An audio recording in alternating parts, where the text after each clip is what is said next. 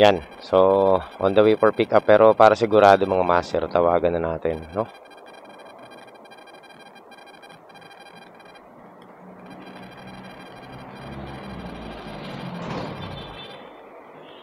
Para sigurado. Tawag tayo.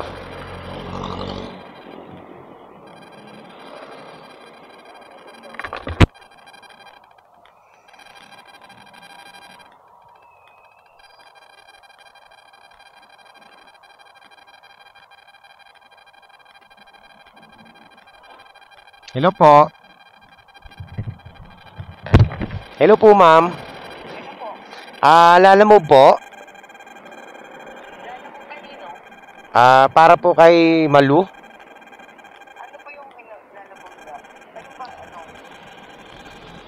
Papunta pong sa Parañaque, sa Bayer Environmental Water.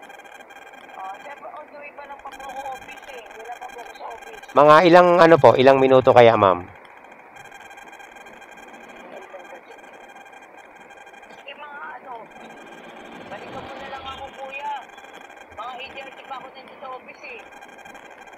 Sige ma'am, okay lang. Kasi nandito pa rin naman ako sa may Padre Paure. Sige. Sino kaya kukuha ng papeles kaya? Ay, Hindi ko alam kung sino kukuha eh. Wala pong nagdadaan sa akin. ano po, ang kukuha po si Jovic, ano to? Jovic Sia. Pero ano kaya yung kukuha? Ano kaya yung papeles sa kukuha ng pangalan kaya? Ay, basta nakalagay lang po dito ma'am si Malu Tulyaw eh. Kaya nga po sir, ako nga po yun. Kaso alam niyo po alam po yun yung kukuha ng papeles po eh.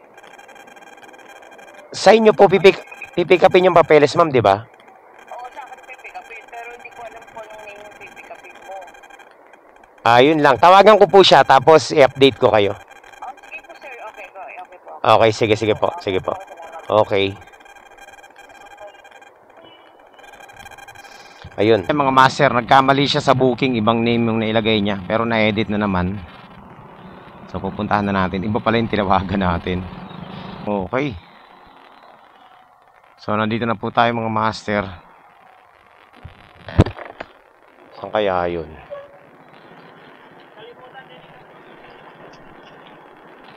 Hala.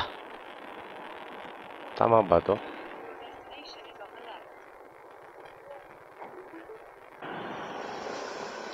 Ayun. Tama. Oo, may pipick upin lang.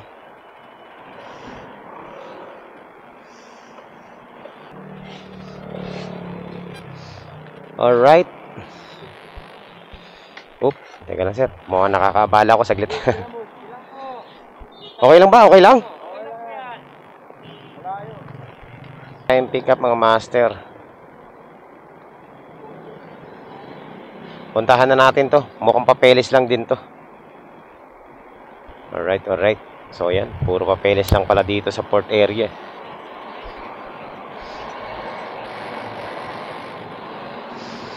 So tingin ko papeles lang din to. Yes, ma'am. Nandito po ako ma'am sa may PAM Satellite Office, tapat K-Line Logistic. Apo. Joji nakalagay. Arlene Liaison Officer, Sir Joji. Doon lang kami magmi-meet sa baba. Okay, sige. Pa-advise na lang din po, papunta na ako. Siguro less than 30 minutes nandun. Sa mga kliyente natin dito sa Lalamove, sana mapanood nila to at maintindihan nila, no? Nang maliwanag yung mga policy ni Lalamove, mga master. Okay, so meron kasi ako nakitang post sa Facebook group na yung kliyente nagrereklamo bakit daw si rider, bakit daw sa tuwing nagbo-book daw sila yung rider nagtatanong kung ano yung pipick upin. Hindi ba trabaho naman daw yan ng rider pumick up ng mga parcel. Yun yung trabaho nila, pumick up. So Yun, kaya nagrereklamo si si kliyente dun sa rider, di ba? So ito po, lilinawin ko lang sa inyo mga sir, ma'am. Unang-una po, tama po kayo, no? Trabaho 'yan ng rider na pumikap ng mga parcel, no? At syempre, si rider kumikita sa inyo sa pag-pick up ng parcel, yan. Ganun din naman sila, alam mo, kumikita din sa inyo yan. So tama naman 'yon, no? Pero hindi niyo meron ng limitasyon yan, no? Kung ano lang yung dadali ni rider. At meron lang size na nakalagay sila, alam mo, sa policy kung gaano kalaki yung size at kung gaano kabigat yung dadali ni rider. Diba? Doon tayo sa size. Ang size lang na dadali ni rider ay yung kakasya lang sa lalabag, no? Anong size nun? 1.25 feet by 1.6 something feet. 1.65 something feet lang ang ang allowed na ilalagay sa lalabag, at not more than 20 kilos.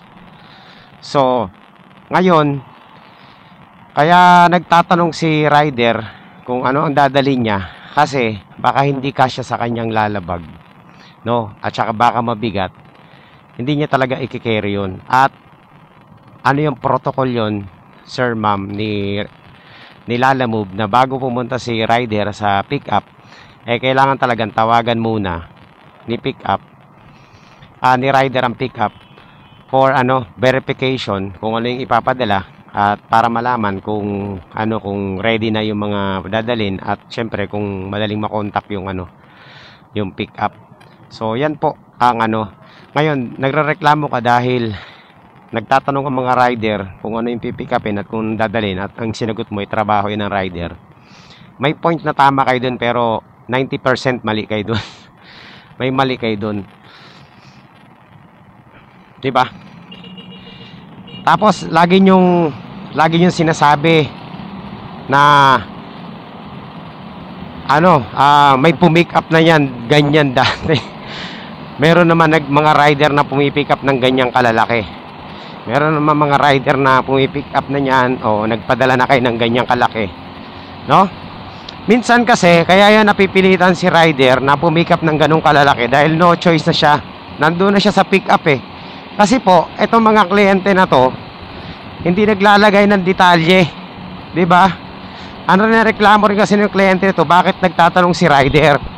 Kaya nagtatanong ang rider kasi hindi kayo naglalagay ng details sa mga ipapadala nyo. Ganun lang kasimple yun. Meron pong details, no? Nandyan, kumpleto yan, no? Kayo ang maglalagay kayo ng note kung anong ipapadala nyo, para hindi na tumawag si rider. Kung linagay mo ba naman 30 kilos, malamang hindi ka natatawagan ni rider, kasi alam na ni rider na 30 kilos yan. At ilagay nyo rin kung ano yung size, diba? Huwag kayong maging tamad mag-book, tapos ngayon ayaw nyo nang tinatawagan kayo. Syempre, protocol yun protocol yun ni rider para malaman kung ano yung ipapadala nyo, diba? Syempre, sino ba naman ang gusto mag-cancel? Syempre, itong mga rider, pag nagka-cancel to, abala sa kanila yan. Hanggat maaari nga, ayaw namin mag-cancel diba? Kasi kaya namin kinuha yung booking nyo, kasi namin yan ruta namin yan. Gusto namin yung booking na yan, kaya namin kinuha yan. Kaso lang, ang problema, wala naman si rider nandun sa mga nagbubook, diba? Nagpapadala kayo ng mga sobra-sobrang mga package, diba? Sobra-sobrang parcel, sobra-sobrang laki. Tapos ang gusto nyo, kung magkano lang yung fare na nakalatag kay Lalamove, hindi naman kayo nagde-declare, tapos ayaw nyo na nahihingi ng additional, diba? Tapos galit kayo sa rider kapag nagtatanong kung anong pipick upin, at si rider, galit kayo kay rider kapag nagpapadagdag kahit magkano lang. Syempre, lugi naman yung rider, kasi beyond na yun beyond policy na yung pinapadala nyo. Alam nyo, dito sa Lalamove, para dun sa mga nagbubook, sa mga kliyente, address ko na to sa inyong lahat, ang mga rider sumusunod lang sa policy yan. Ngayon, kung nagreklamo si rider, tumanggi si rider sa booking nyo, kasalanan nyo yan, kasi kayo mismo hindi sumusunod sa policy. 'Di ba?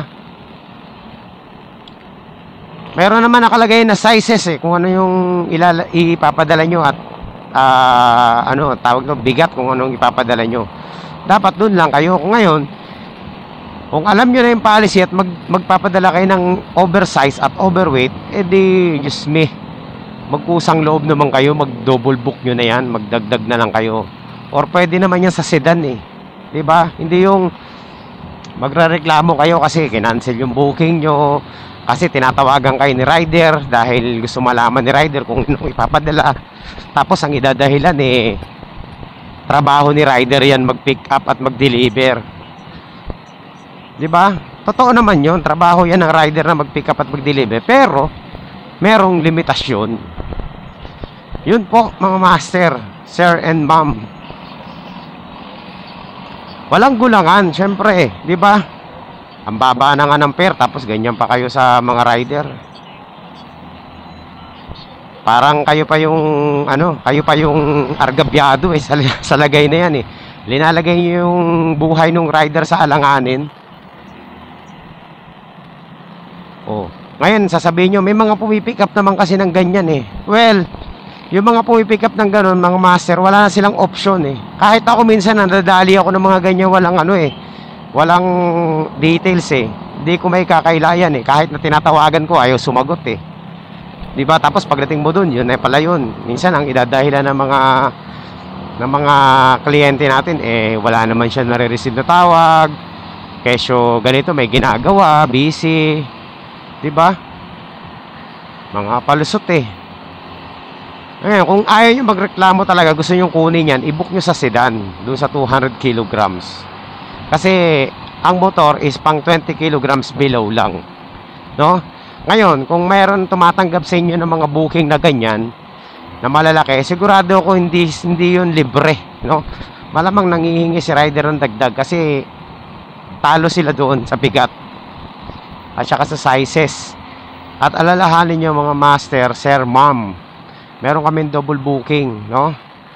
Pag nagpadala kayo na sobrang laki, mawawala yung double booking namin dahil wala nang paglalagyan yung motor. 'Di ba? Mano man lang, double book nyo na lang. No?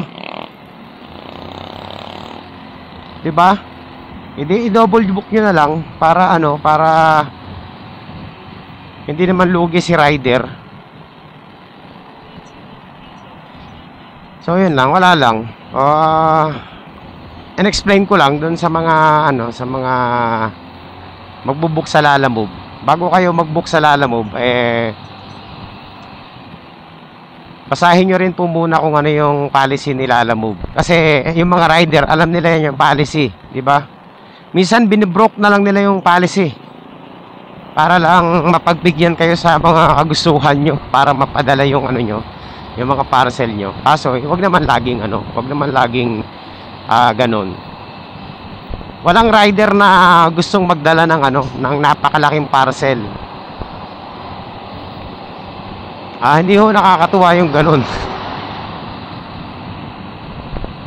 Sa akin, pag alam ko na malaki yung dadalhin, hindi ko na sinuswipe, hindi ko na kinukuha yan kahit maganda yung fare niyan. 'Di ba? Nakikita nyo sa vlog namin, sa vlog ko, meron ako mga naisasakay na malalaki. Yun yung mga bulagaan. Nangyayari yun kapag nandun na ako sa pick up, tapos ilalabas na lang ng ganun. Wala na akong choice kasi layo na ng pinanggalingan ko, 'di ba? Yun yung mga scam na booking yung tipong tinatawagan mo, ayaw sumagot. Okay, kaya po wag kayo magagalit sa mga rider. Kung si rider tinatawagan kayo at tinatanong kung ano yung ipapadala, kasi protocol po yan, policy po yan, no? SOP yan ni rider na tawagan kayo para alamin kung anong ipapadala, 'di ba? So yun lang, sana maliwanag tayo dyan. Dun sa nagrereklamo kung bakit tinatawagan sila ng rider every time na magpapadala sila, SOP po yun, protocol po yun, no? Ganun talaga. Ngayon, kung ayaw nyo nang tinatawagan kayo, ikumpleto nyo yung details ng booking nyo. Lagay nyo every details. Sigurado hindi natatawag si rider kung ano yung ipapadala kasi nandun na Tatawag na lang yan kapag nandun na, pipick up mismo sa pintuan nyo o sa ano nyo, di ba, sa area nyo. Ay nako, napakasimpleng mga bagay. Kayo rin naman may kasalanan. Bakit tumatawag si rider? Bakit nakakancelan tayo? Bakit nakikipag-away sa inyo si rider eh? Eh, simpleng detalye, hindi nyo mailagay. Nandyan na nga sa delivery app eh. Bago kayo mag-book, tatanungin kung ano yung mga ipapadala nyo.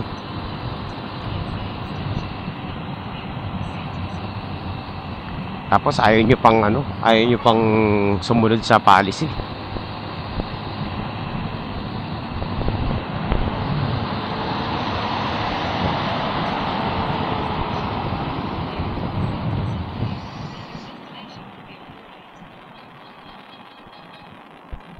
So, yun. Sana ano maliwanag, no. Kung meron pa akong hindi na idadagdag, eh dagdag nyo na lang po sa comment section. Basta yan po ang pagkakaalam ko mga master. Kaya kayo tinatawagan at kinukulit ni rider, no? At kaya nanghihingi si rider ng dagdag. 'Di ba? Kasi kung makatao naman yung booking nyo, eh wala naman yan eh. Hindi naman manghihingi yan. Parang ako. Pag alam ko na okay naman yung booking, kahit 5 doling, hindi naman tayo mahilig manghingi eh. Hindi ko talaga ugali mga master na magpadagdag, no?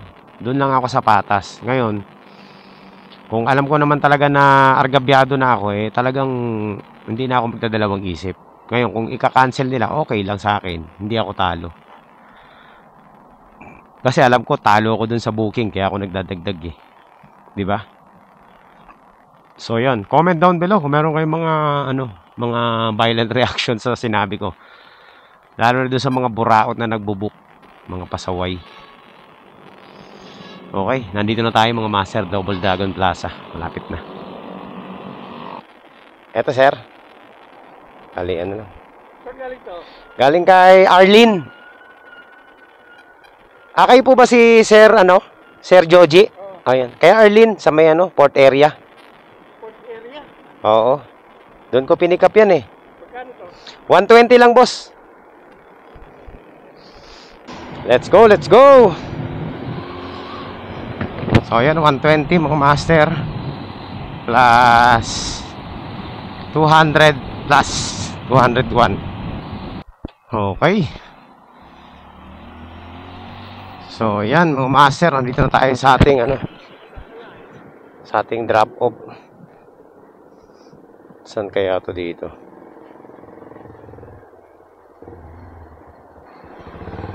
Water Testing Laboratory.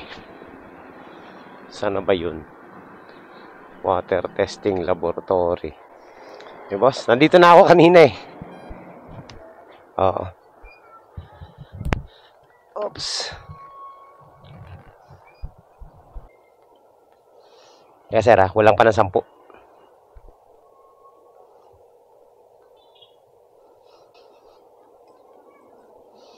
Boss, salamat po.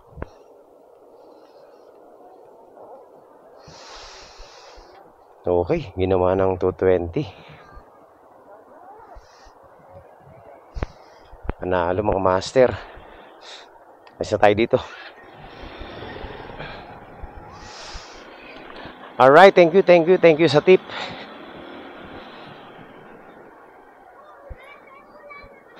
So, ayan, ginawa ng 220. Maraming salamat po.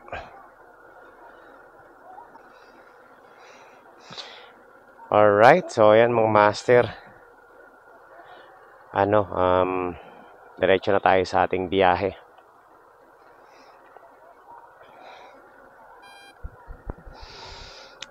Kompleto na. Kumita na tayo doon ng 220 at saka 120, 340. Panalo.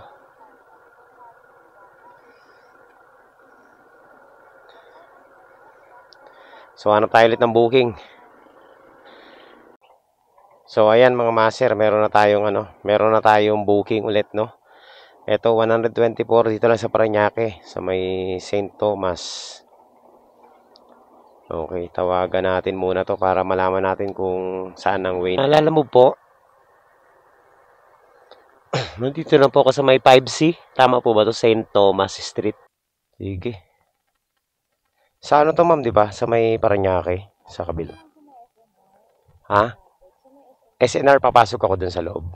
Yung barangay dyan, sabi na. Hello po. Hello, ma'am. Lalamove po. Nandito po ako sa may, malapit sa Barangay Hall. Nandito ako sa may pilahan ng tricycle.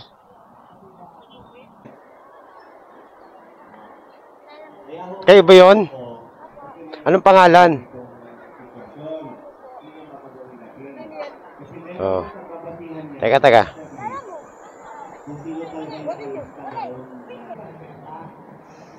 Okay, so yan mga master, uwi muna tayo ng bahay.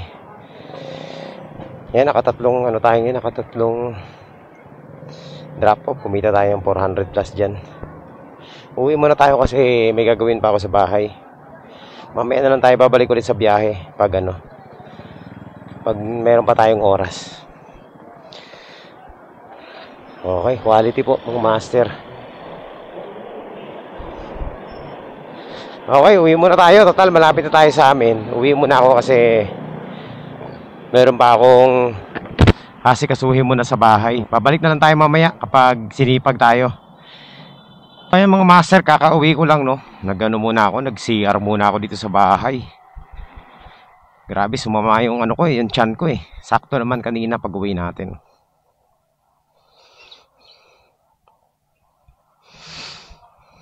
Check lang tayo ng mga gamit, baka miniwan ako. Okay.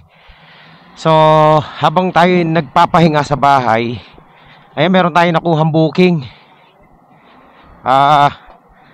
Ito mga master, first time ko makakuha ng booking papuntang Tansa na 300 pesos. Kadalasan kasi nasa 100 plus lang dyan eh. 170, 180, 190. Mataas na sa 200. So ngayon ito, meron tayong booking 300. Ayan, so sapat na to mga master papuntang Tansa. Ito talaga medyo semi-long ride to, no? At dito lang ang pick up sa may malapit lang sa amin. So tinira ko na kasi nga baka tirahin pa ng iba, syempre. Ayan, so high demand. Kikita tayo dito ng 300 pesos cash. At syempre hindi tayo magpapa tawag nito, magpapa Gcash. Ayoko niyan. Pat na biyahe to. Alam nyo pa kung anong pipick upin natin? Tail light lang ng sasakyan. So ayan mga master, nandito na po tayo sa ating sa ating pick up. Matraffic po dyan sa Tansa. Diyos me. Basta papunta sa area na yan, Tansa hanggang Naik, grabe yung traffic dyan. Okay na boss? Sige. Pasabi na lang, it's either mauna siya o pangalawa. Basta yun lang. Tingnan, kung hindi naman importante yun sa Cavite, mauna to. Pero kung pagkain yun, unahin ko na yung pagkain. Sige boss. Oh. Sige boss.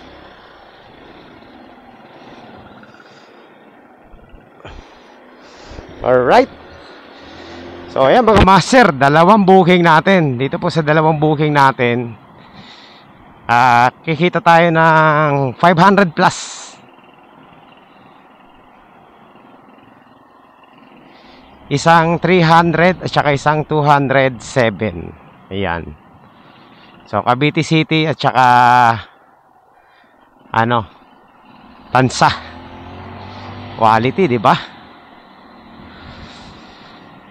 Ganda ng biyahe natin ngayon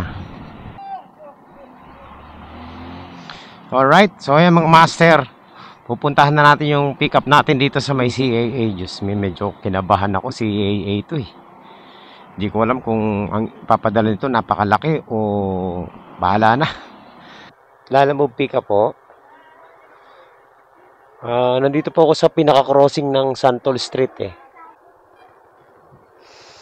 Ito mga master So ang dala-dala natin is headlight at saka bag. Walang kahirap-hirap. Panalo to mga master. I-chat nyo sa akin yung address. Siya na lang uunahin ko kasi mayroon pa akong Dasma. Ay, Tansa. Dadaanan ko yun eh. So, unahin ko na lang siya. Cavite Medical. Basta papasok ko lang ng konti yung sa Nobeleta. Sige, sige. Nobeleta. Cavite Medical. Cavite Medical. Yun lang, yung hospital dun sa buwan. Oh, sige, sige. Buti na sabi nyo, didiretso ako ng Cavite City. Ah, okay. Sige, sige. Tatawagan ko na lang siya. Yung number na nandyan, yung binigay. Yung pa rin yun. Okay. Yung pa rin yan, yung tatawagan, yung contact number mo doon. Teka, ito. So, tingnan nyo. Mga master, papunta na tayo sa ating, sa ating drop-off pala. No, dito sa Cavite City at saka dito sa May Tansa. Ito pong drop-off natin, mga master. Pareho lang ng layo to. Parehong 20 kilometers. Pero tingnan nyo yung diferensya ng fare. Yung isa 300. Yung isa 207. Yan. Yan ang hindi maganda kay Lalamove, mga master. Di ba? Pareho lang naman ang konsumo ng gasolina eh. Kumbaga, pareho lang ng distansya, pero bakit magkaiba yung yung fare? Bakit hindi nila i-standard na lang na pareho na lang, no? Pag ganitong kilometro, dapat ganyan na lang, pareho. Di ba? Parehong high demand tong kinuha natin, ha? Parehong tawag nito, yung may kidlat na kulay green. Which is, hindi ako naniniwala dun, mga master. Kasi, ang Cavite is, nasa 200 talaga yan. Minsan 240 pa nga yan, eh. Pero bakit ito, may kidlat na 207 lang. Tapos, pareho silang 20 kilometers. 300 yung isa 200. Di ba, nakakaloko.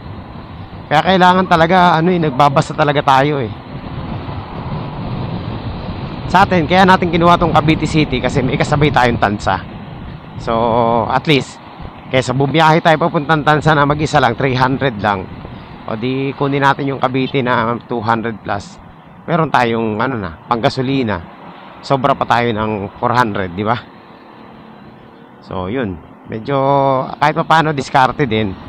Minsan talaga nakakakuha tayo ng mababa kasi nga, option na lang natin yung mababa na yun kasi pandagdag na lang sa ibang booking. Pero kung yun talaga pipiliin mo, talo ka doon. Ako kung nauna tong Cavite kanina lumabas, hindi ko kukunin to eh. Kasi 200 lang, hindi ako kumukuha ng Cavite City na 200 eh. Mga 250 baka pwede pa.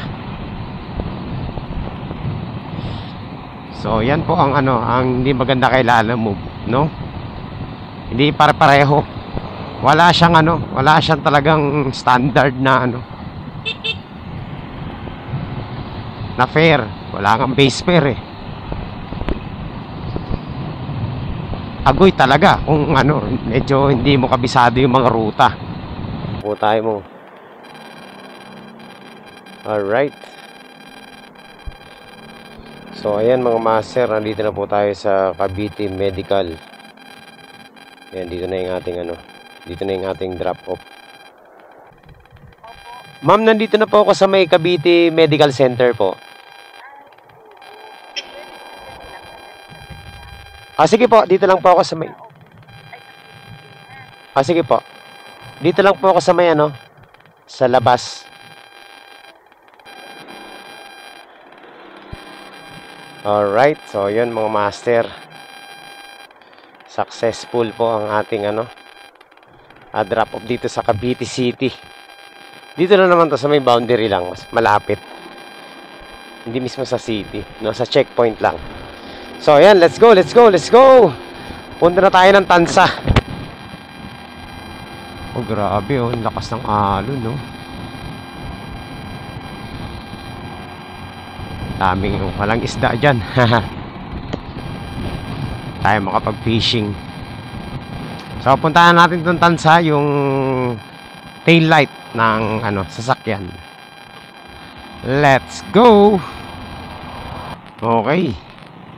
Ayan, nandito na po tayo sa Tansa, Cavite, mga master. Saglit lang. From Cavite City. Mga less than 20 minutes lang. Malapit-lapit na tayo sa ating drop-off.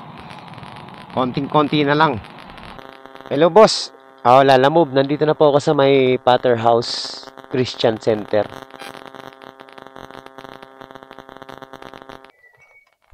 Okay, bayad na to. Picture na lang. Teka. Oo, baka. Ito po. Sige po. Okay na po. Alright. So, yan mga master. Kumita na tayo ng 500 sa dalawang booking natin na yun. 500 plus. Napakaganda ng deliver natin. Walang kahirap-hirap. Wala rin kahirap-hirap yung pick up natin. So, ayan, hanap tayo ng bakery. Doon muna ako kakain. Tinapay lang tayo. Tapos, after nito mga master, try natin maghanap ng pabalik na wallet. Pag hindi, mapipilitan ako mag-top up. Kasi sayang naman yung sayang naman yung biyahe natin dito. Ngayon, kung wala talaga, ang hirap kasi kumuha ng booking dito eh. Nakakalimutan ko mag-top up. Ayan nakabili na ako, may nandaanan akong bakery. Nakabili ako ng tinapay mga master. Bago pa. So, syempre, hanap tayo ng malilim na lugar. Tapos doon tayo kakain. Ayan So, ayan. Dito na muna ako mga master. Dito sa spot na to. Dito na ako kakain. Gilid-gilid lang tayo. Syempre, tabing kalsada lang. At saka nauuhaw na rin ako. Grabe. So, ayan mga master. Nakapag na ako. Kumain na ako. Dito lang sa gilid. Nakainom na ako ng tubig. Nakapag-refresh na tayo. At nag-top up na lang ako. Kasi walang wala akong wallet na Negative 100 na ako. So, nag-top up ako ng 200. Ayan ang natira. 99.40.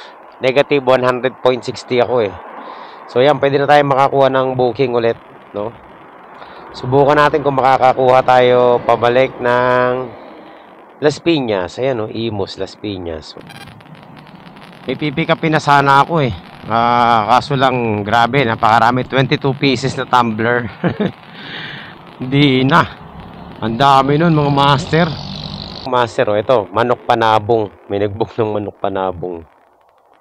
Legend lang ang kukuha niyan mga master. Ako naranasan ko na yan kumuha ng ng padalang manok panabong. 2 peraso. One time nung bago-bago pa lang tayo sa Lalamove. Oy, wala pa rin tayo makuha ang booking mga master. Isa lang ang hinahabol natin. Hindi talaga pare-parehong pagkakataon, Minsan, maganda talaga ang pasok ng booking sa'yo. Minsan, hindi naman. Kagaya nito. Kanina, ang ganda ng pasok ng booking sa atin. 5 agad tayo. Pero ngayon, hirap na tayo makakuha ng pabalik ng Las Piñas. Puro ang lalayo ng ng pick up. Ayan mga master, nakabalik na ako ng Las Piñas at wala tayong nakuha ang booking simula Tansa hanggang dito sa Las Piñas. Puro ang lalayo ng pick up.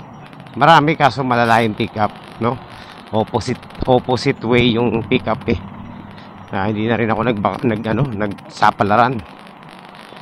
Ayan, nandito na ako sa amin at yun na nga mga master, since wala tayong nakuha ang booking, uuwi na lang ako. Total, okay na naman yung biyahe natin, Quality naman yung naging biyahe natin ngayon. So, magkita-kita po tayo sa susunod na update, mga master. Maraming salamat po sa ating mga taga-subaybay dyan. At ride assessment natin ngayon. Good na good ang ating biyahe ngayon. Napakaganda. 5 lang ang booking natin pero almost 1K yung kinita natin, Napakaganda. Panalo. Ilan na lang 25 pesos na lang 1K na. Kuha pa sana ako ng isa pang booking kaso wala talaga tayo makuha kahit isa lang ganun talaga. So ayan, kaya nag-decide na akong umuwi na lang. At tapos na po ang ating half day. Quality ang biyahe natin ngayon mga master kahit na maiksing oras lang. Okay, so maraming salamat po. At ako po ay magpapahinga na. At napakainit, mukhang uulan pa. Ayoko na rin magpaabot ng ulan sa kalsada. Baka magkasakit tayo. Ang sakit na ng katawan ko kahapon, nag-fishing kami. So, ayun. Uwi ang time. Bye-bye. Thank you po sa inyo lahat.